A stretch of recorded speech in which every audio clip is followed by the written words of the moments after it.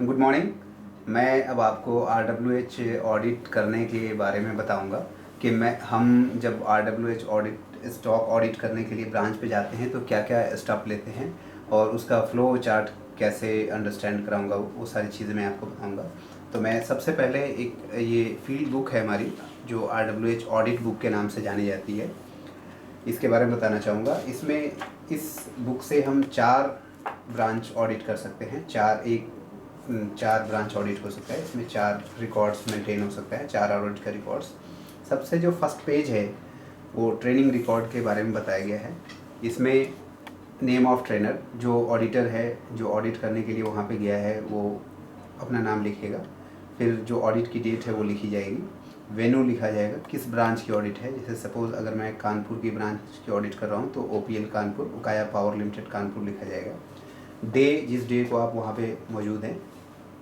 उसके बाद ये पूरा एनेक्शर है, सीरियल नंबर, नेम, जो लोग वहाँ पे प्रेजेंट हैं, सेल्स और सर्विस पीपल, उनकी SAP ID, लोकेशन, डिजनेशन, उनके सिग्नेचर और सारी डिटेल ये फिल करनी है, जो लोग वहाँ पे सेल्स और सर्विस से अवेलेबल हैं। ये रिकॉर्ड भरने के बाद उनके साइन लेना है और उनसे टाइम नोट करवाना है कि वो किस टाइम पे वहाँ पे अवेलेबल थे। सुबह हमें वहाँ पे पहुँचना होता है, सुबह 9:30 से 10 o'clock के बीच ब्रांच पे। सबसे पहले अटेंडेंस का काम कंप्लीट करना है। उसके बाद हम स्टॉक ऑडिट शुरू करते हैं। स्टॉक ऑडिट करने के लिए हमें SAP से स्टॉक डाउनलोड करना होता है।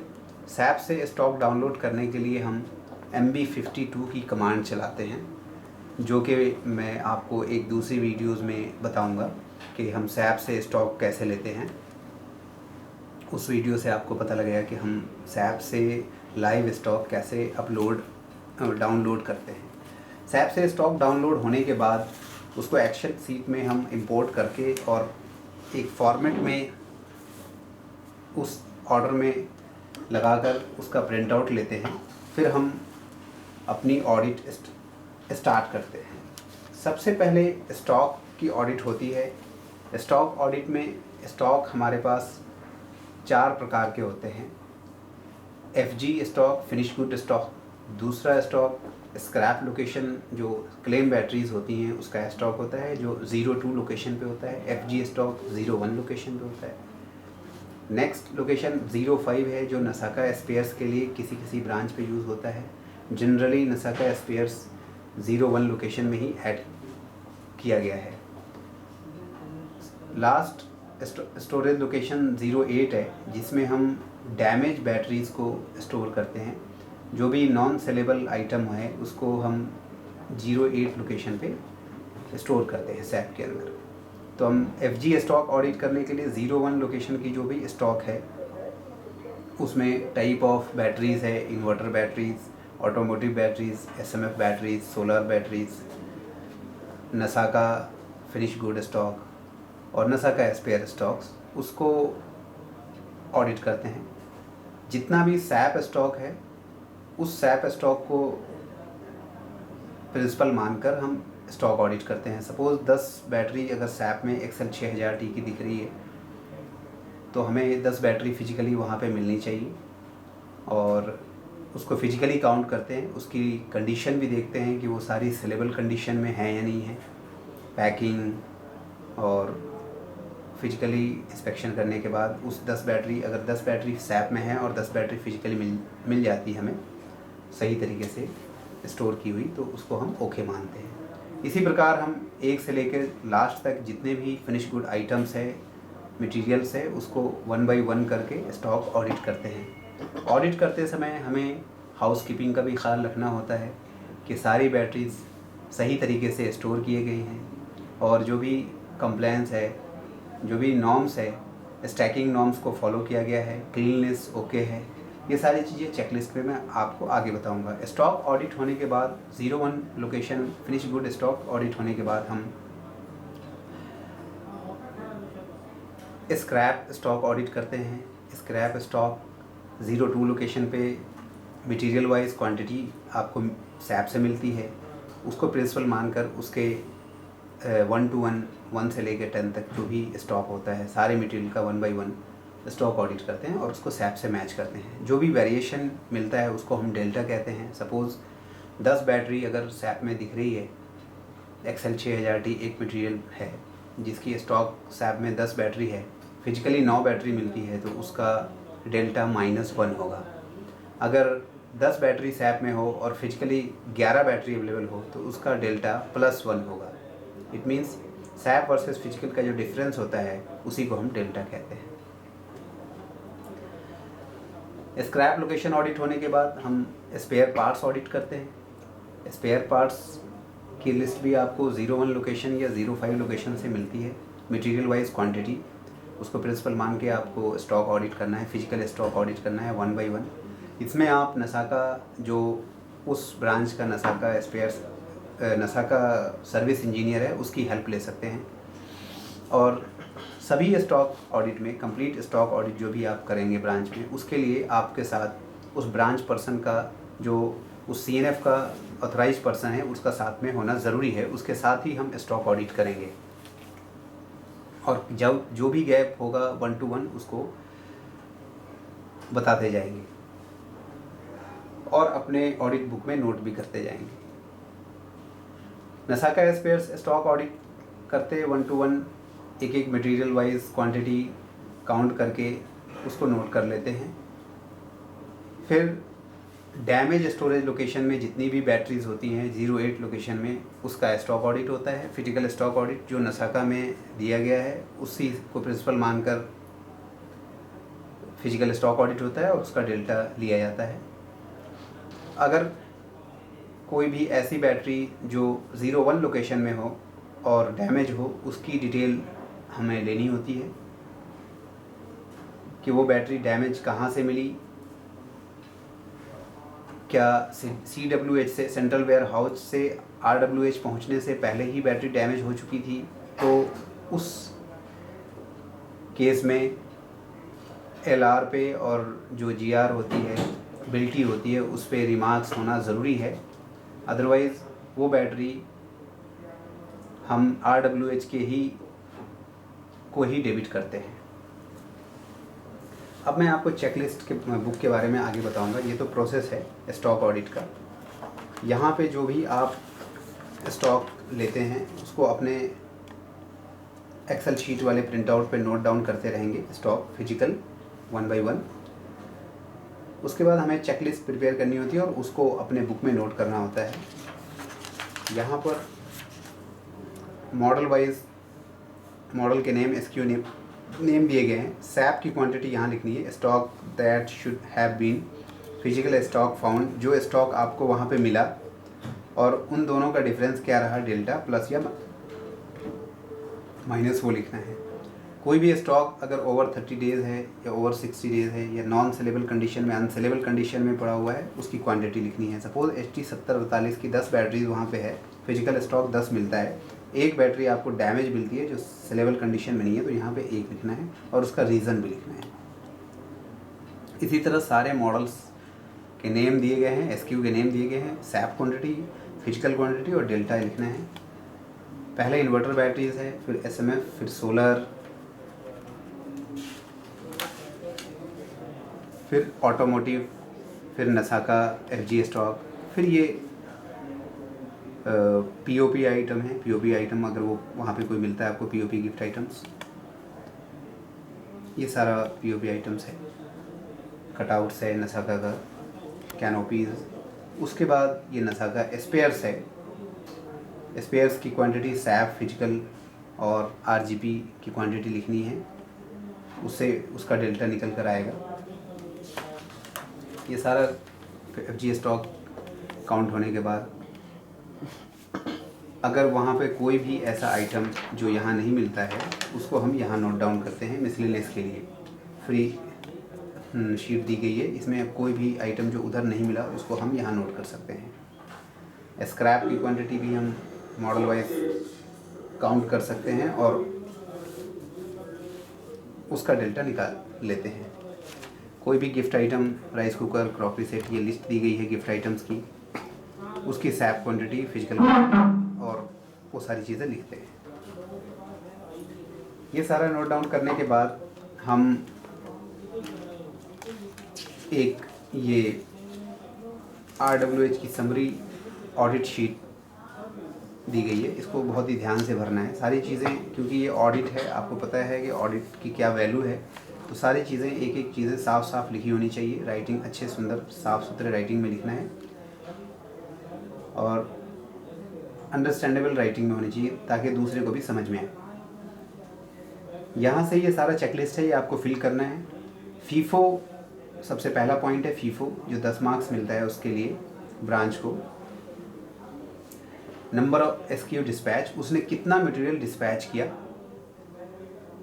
लास्ट ऑडिट से लेके इस ऑडिट के बीच में। FIFO followed number of SKU, कितने SKU को उसने फीफो से भेजा, कितने मटेरियल में उसने फीफो फॉलो नहीं किया और उसका -%, जितने को नहीं किया उसका -%, रिमार्क्स अगर कोई है तो। दूसरा point SO clearance and VFP delivery, इसके लिए number of SKU SO received, कितना SO रिसीव्ड हुआ उस RWH को। Number of SKU dispatch same day, उसने उस SO को सेम डे डिस्पैच किया, कितने को किया। सपोज़ अगर 100 का SO रिसीव हुआ और उसने 100 को कर दिया तो वो 0% पे है, -0% पे। Number of SKU deliver in good condition, सारे मटेरियल सही कंडीशन में डिस्ट्रीब्यूटर को रिसीव हुए या नहीं हुए वो यहाँ लिखना है।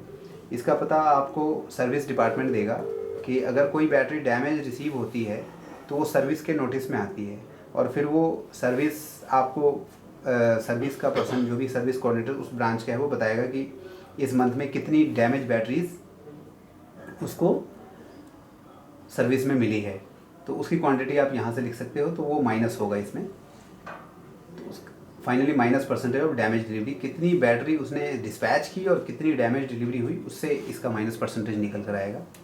तीसरा पॉइंट है सर्विस सेटअप, हम RWH पे एक सर्विस सेटअप रखते हैं सभी RWH पे, उसका इस्तेमाल हम वहाँ के स्टॉक को रिफ्रेशनिंग चार्ज करने के लिए करते हैं और कोई क्लेम बैटरी या कोई अपने इन हाउस टेस्टिंग करनी हो उसके लिए करते हैं। तो वहाँ उसके लिए हमें कुछ मटेरियल्स की ज़रूरत होती है जो वहाँ पे मौजूद होना ज़रूरी है, वहाँ पे अवेलेबल होना ज़रूरी है RWH पे। उसमें ये सारे मटेरियल्स दिए गए हैं। इन्वर्टर 1 पीस होना ज़रूरी है सभी RWH पे, तो आपको यहाँ पे यस नो लिखना है। जो लिस्ट दी गई है, inverter, load bus, charger, AC supply, 16 ampere के AC सप्लाईज़ के पॉइंट्स होने चाहिए जहाँ पे हम चार्जर इंस्टॉल कर सकें और बैटरीज़ को रिफ्रेशिंग चार्ज दे सकें, ये भी मैंडेटरीज़ है। ये सारे मैंडेटरीज पॉइंट हैं ऊपर से लेके नीचे तक। एसेसरीज़ में हमारे पास क्लिप्स होती है जो बैटरीज़ को सीरीज में जोड़ने के लिए काम आती है, वो भी वहाँ पे अप्रोक्स 10 पीस होने चाहिए। अवेलेबल क्वांटिटी यस या नो आपको लिखना है। नेक्स्ट है हाउस कीपिंग के मुतालिक यहाँ पे सारी चीज़ें दी गई हैं, सारे पॉइंट्स दिए गए हैं। इसमें आपको पढ़ना और वो चीज़ें वहाँ पे देखनी है और उसको यस नो में टिक करना है। जैसे पहला मैं बताना चाहूँगा, बारकोड रीडर इन यूज़, अगर उसके पास है वो यूज़ नहीं कर रहा है तो वो नो माना जाएगा, उसके लिए 0 पॉइंट उसको मिलेगा। बारकोड रीडर होना ज़रूरी नहीं है, बारकोड रीडर इस्तेमाल होना ज़रूरी है, उसका इस्तेमाल हो रहा हो, वो जो भी सीरियल नंबर की रीडिंग है वो बारकोड से कर रहा है तभी उसको यस मानेंगे। फायर एक्सटिंग्विशर का होना ज़रूरी है एज पर स्टॉक, जितना बड़ा गोडाउन है उसके अकॉर्डिंगली। ट्रॉली होनी चाहिए। पैलेट्स फॉर 100% FG स्टॉक, सारा FG स्टॉक पैलेट्स के ऊपर होना चाहिए। जितना स्टॉक है टोटल, सपोज़ किसी के पास 500 बैटरीज़ का स्टॉक है और उसकी 50 बैटरीज़ विदाउट पैलेट्स पड़ी हैं तो उसका 10% स्टॉक माइनस में जाएगा, 10% पैलेट्स अवेलेबल नहीं है, लिखना है उसको यहाँ पे आपको। Security guard day and night होना चाहिए गोडाउन के लिए सेपरेट। फ्लोर कंडीशन ओके होनी चाहिए फॉर गुड्स स्टोरिंग, मॉइस्चर नहीं होना चाहिए, टूटी फूटी नहीं होनी चाहिए, प्लेन होना चाहिए सरफेस। वेंटिलेशन प्रॉपर होना चाहिए, एग्जॉस्ट फैन इंस्टॉल्ड होने चाहिए, उसके लिए आपको यस नो लिखना है।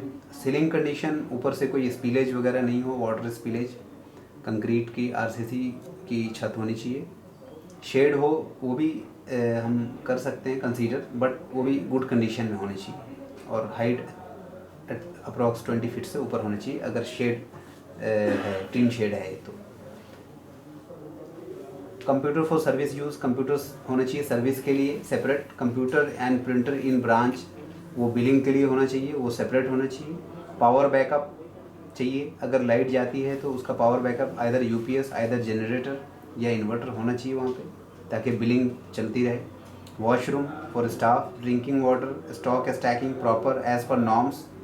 3 batteries for tall tubular, 4 batteries for tubular batteries. वो बैटरीज के ऊपर भी साइन दिया रहता है स्टैकिंग नॉर्म्स का, जितनी लेयर्स हम लगा सकते हैं उतना लेयर्स का साइन दिया रहता है, उसके अकॉर्डिंग ही स्टोरिंग होनी चाहिए, उसकी स्टैकिंग होनी चाहिए। ट्रेसेबिलिटी ऑफ गुड्स, एक मटेरियल ऐसी जगह ना रखा रहे कि अगर ढूंढना हो तो ना मिले, प्रॉपर तरीके से रखा जाना चाहिए। एक लॉट का माल एक लॉट में ही रखा हो, अलग अलग लॉट में इनवॉइस डेट के हिसाब से, ताकि हम जब बिलिंग करें तो फीफो को अदेयर करने में कोई परेशानी ना हो और ट्रेसेबिलिटी गुड हो। क्लीननेस होना चाहिए, प्रॉपर क्लीन होनी चाहिए, पोछे वगैरह डेली लगे, झाड़ू डेली होना ज़रूरी है। डस्ट नहीं होना चाहिए बैटरीज के ऊपर, ये देखना है आपको छूकर बैटरियों को हाथ से। Space for scrap, adequate space for scrap, scrap भी प्रॉपर तरीके से रखा हो एक साइड में, उसके लिए फिक्स स्पेस होना ज़रूरी है। स्टॉक, अब नेक्स्ट पॉइंट है रिकॉर्ड्स एंड डॉक्यूमेंट्स। ब्रांच को रन करने के लिए कुछ रिकॉर्ड्स और कुछ डॉक्यूमेंट्स का होना ज़रूरी है, जिसको हम डेली और वीकली या मंथली अपडेट करते हैं। तो आपको जो डॉक्यूमेंट्स एंड रिकॉर्ड्स चेक करने हैं वो अपडेटेड मिलने चाहिए आपको। रिकॉर्ड्स का होना ज़रूरी नहीं है, सिर्फ रजिस्टर्स का होना ज़रूरी नहीं है, रजिस्टर्स होने ज़रूरी हैं प्लस वो अपडेटेड होने भी ज़रूरी हैं, तभी उसको हम यस मानते हैं। सबसे पहले हम स्टॉक रजिस्टर की बात करेंगे। स्टॉक रजिस्टर जो ब्रांच का स्टॉक है वो रजिस्टर हो और अपडेटेड हो। हर फाइनेंशियल ईयर के लिए एक अलग रजिस्टर का इस्तेमाल किया जाता है और उसमें सारी इन आउट और करंट स्टॉक उसमें मेंटेन होता है, वो अपडेटेड मिले आपको। स्क्रैप इन आउट रजिस्टर, जो भी स्क्रैप इन होता है फ्रॉम डिस्ट्रीब्यूटर और आउट होता है टू CWH के लिए, वो रजिस्टर अपडेट हो। डिस्पैच रजिस्टर, जो भी मटेरियल डिस्पैच होता है either on invoice either on challan copy, material जो भी आउट हो रहा है उसके लिए डिस्पैच रजिस्टर हम यूज़ करते हैं। मटेरियल इनवर्ड, कोई भी मटेरियल इन हो रहा है तो उस इनवर्ड रजिस्टर में मेंटेन किया जाता है। मटेरियल आउटवर्ड, कुछ भी मटेरियल आउट हो रहा है जनरली ये सिक्योरिटी गार्ड के पास मेंटेन होना चाहिए। जो सिक्योरिटी गार्ड है, कोई भी मटेरियल इन हो रहा है आउट हो रहा है वो सिक्योरिटी गार्ड के रजिस्टर में मेंटेन होनी चाहिए, इनवर्ड आउटवर्ड। जॉब रजिस्टर ये सर्विस पर्सन के थ्रू द्वारा मेंटेन किया जाता है, ये भी अपडेटेड होना चाहिए। लास्ट जॉब जो बैटरीज आ चुकी है उसकी एंट्रीज इसमें मिलनी चाहिए। कुरियर रजिस्टर, जो भी कुरियर या तो ब्रांच को रिसीव होता है या ब्रांच भेजता है ओकाया से रिलेटेड, वो उसमें कुरियर के docket number, date, from, to और क्या मटेरियल उस कुरियर में रिसीव हुआ या भेजा गया, वो सारी डिटेल होनी चाहिए कुरियर रजिस्टर में। परचेज रजिस्टर, चलान रजिस्टर, इस सब के एक फॉर्मेट्स है जो मैं आपको अगली स्क्रीन में दिखाऊंगा अगली वीडियोज़ में। Tool and plan register, charging register, gift and POP register, ये सारे रजिस्टर वहाँ पे मौजूद होना ज़रूरी है, अवेलेबल होना ज़रूरी है, प्लस अपडेटेड होना ज़रूरी है। Next,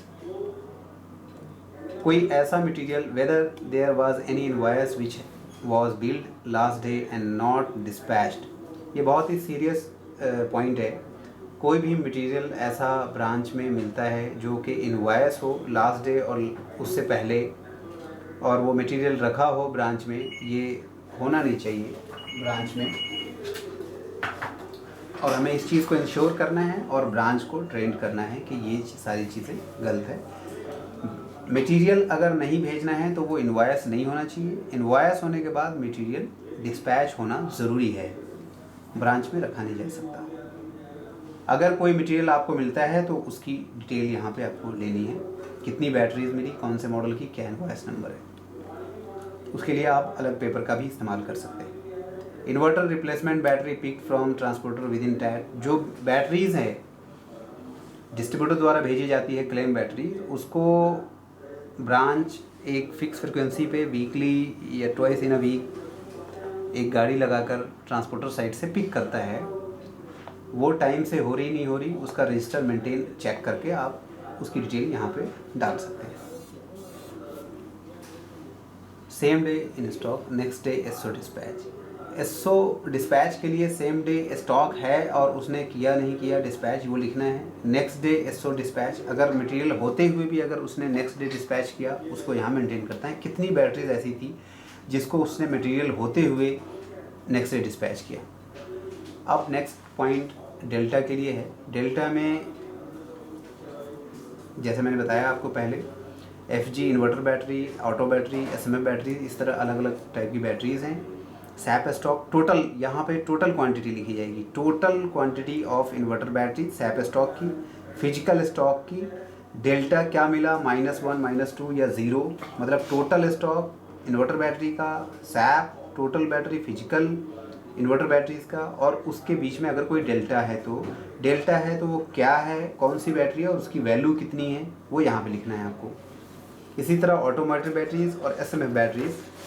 and then next e rickshaw, FG RO, FG Geo, FG others, other कोई एफजी है तो पीओपीएन गिफ्ट आइटम, ये सारे SAP stock, physical stock, delta, अगर कोई डेल्टा मिला तो उसकी वैल्यू क्या है और उसका रिमार्क्स। क्लेम बैटरीज, फिर SAP quantity, physical quantity, claim battery का भी सेम होगा। देन नेक्स्ट नसाका स्पेयर्स है। नसाका स्पेयर्स में सैप क्वांटिटी लिखी जाएगी, फिजिकल क्वांटिटी लिखी जाएगी और आरजीपी क्वांटिटी लिखी जाएगी। आरजीपी का मीन है रिटर्नेबल गेट पास। इस आरजीपी पे के थ्रू हम सीसीटी को, नसाका जो इंजीनियर्स हैं उनको हम मटेरियल इशू करते हैं, जिसको हम एज अ फिजिकल स्टॉक मानते हैं। आरजीबी पे जितनी क्वांटिटी मिलती है उसको और फिजिकल क्वांटिटी दोनों को ऐड करके माइनस करेंगे सैप से तो डेल्टा निकलेगा। सपोज 10 पीस सैप क्वांटिटी में है, फिजिकल क्वांटिटी 5 है, आरजीबी क्वांटिटी 3 है, तो 5 + 3 8 हो गया। 8 - 10 जो सैप क्वांटिटी है तो डेल्टा -2 का होगा। नेक्स्ट पॉइंट डैमेज स्टॉक और शॉर्ट रिसीव्ड है। यहाँ पे कोई भी डैमेज स्टॉक है उसके लिए क्वांटिटी लिखनी है। अमाउंट ऑफ शॉर्ट, अगर कोई शॉर्ट रिसीव है तो उसका लिखना है। Last purchase invoice number enter into SAP before taking stock print out. जो भी लास्ट इनवॉइस नंबर है आपको सैप स्टॉक लेने से पहले वाला जो इनवॉइस नंबर है वो यहाँ पे मेंशन करना है। Invoice number, invoice date, sales invoice और पीओ परचेज इनवॉइस दोनों ही। कोई भी ऐसा मटेरियल जो बिल था और आपने उसको काउंट किया या वो मिला, वो यहाँ पे लिखना है और उस इनवॉइस का प्रिंट आउट भी लेना है। Before invoice taking SAP stock आपको इंश्योर करना है कि कोई भी ऐसा मटेरियल जो इनवॉइस हो चुका है वो एफजी गुड्स के अंदर मिला हुआ नहीं है, वो सेपरेट रखा हो और उसको हम फिजिकल स्टॉक में काउंट नहीं करेंगे। Total amount of physical stock in shortage, कोई भी फिजिकल स्टॉक में शॉर्टेज मिलता है उसका क्या टोटल अमाउंट हुआ वो यहाँ पे लिखा जाएगा। फिर ये सारी डिटेल दी गई है ऑडिट फाइंडिंग्स की। Stock found in shortage should be billed to me, ये कंफर्मेशन दिया जा रहा है सीएनएफ की तरफ से और उससे साइन लेना है, उसको अंडरस्टैंड करा के कि कितना मटेरियल आपको शॉर्ट मिला एज पर सैप स्टॉक, जो डेल्टा मिला है उसकी क्या वैल्यू है, और उससे साइन लेना है ऑथोराइज पर्सन से और अपने भी साइन करने हैं, अपना नाम लिखना है। और ये कॉपी आपकी फाइनल कॉपी है ऑडिट फाइंडिंग्स की, स्टॉक ऑडिट की, और सारे कंप्लायंस ऑडिट की चेकलिस्ट भी। तो ये पूरी तरह प्रॉपरली साइन होना चाहिए, साफ़ सुथरे वर्ड्स में लिखे होने चाहिए क्लियरली। नेक्स्ट जो एक शीट ये अटैच है, ये detail of SQ found short oblique stock mismatch, जो भी एसक्यू शॉर्ट मिलेगा वो यहाँ लिखा जाएगा, कौन से एसक्यू कितना सैप में होना चाहिए, कितना क्वांटिटी आपको मिला और कितनी शॉर्ट क्वांटिटी थी, उसका वैल्यू क्या था, ये सारी चीज़ें लिखना है और इस पर भी साइन और स्टैम्प लेना है। जो स्पेयर शॉर्ट मिलता है उसके लिए इस शीट को यूज़ करना है। जो भी स्पेयर्स में डेल्टा मिलता है तो उसका model wise, SQ wise quantity, SAP quantity, physical quantity, short quantity और उसकी वैल्यू क्या है उस पर सेपरेट साइन लेना है। सेम इसी तरह क्लेम बैटरीज के लिए भी शीट है, जो भी डेल्टा मिलेगा जिस भी मॉडल एसक्यू में उसके लिए इस पर डिटेल फिल करेंगे। जो डैमेज बैटरीज मिलती हैं, हैंडलिंग डैमेज जो ब्रांच के द्वारा होती है, ब्रांच ने जिसको डैमेज किया हो, जो जिसको हमें डेबिट करना है, वो सारी चीज़ें उसकी डिटेल यहाँ पे आएगी। ये आपकी ऑडिट की चेकलिस्ट और डिटेल कॉपी है, इसको पूरी तरह फिल करेंगे। Stock detail stock field book में फिल करेंगे और इन दोनों पे साइन स्टैम्प लगवा कर अपने साइन करके अच्छी तरह उनको जो ऑडिट फाइंडिंग्स है, हम जो CNF का RWH का कंसर्न पर्सन है, ऑथोराइज पर्सन है, उससे डिस्कस करेंगे। हर एक कंप्लायंस को डिस्कस करेंगे, फीफो में कोई गड़बड़ी मिलती है उसको डिस्कस करेंगे, कहीं डैमेज बैटरी मिलती है, क्लीननेस, मतलब जितने भी चेकलिस्ट में पॉइंट दिए गए हैं, कहीं भी गैप मिलता है तो उससे डेट लेंगे कि नेक्स्ट डेट कब ये प्रॉब्लम रिजॉल्व हो जाएगी, नेक्स्ट डेट लेना है, उससे कमिटमेंट लेना है और डेट डालनी है। जो भी गैप मिलता है स्टॉक से रिलेटेड, वो साफ साफ वर्ड्स में साफ अच्छी तरह से उनको समझाना है कितना स्टॉक आपका कम हुआ, और ये सारी जो भी कमी मिलेगी वो सारा स्टॉक, वो सारा रुपीज़ वैल्यू जो भी बनता है वो उसको डेबिट होगा। उसके लिए हम हेड ऑफिस से SO क्रिएट करके और ब्रांच को इनवॉइस करने के लिए बोलेंगे, तब जाकर स्टॉक मैच होगा। स्टॉक ऑडिट कंप्लीट होने के बाद आप डॉक्यूमेंट चेक करेंगे, सारे डॉक्यूमेंट अपडेटेड हों और डॉक्यूमेंट पे साइन करेंगे, अपने साइन और डेट डालेंगे।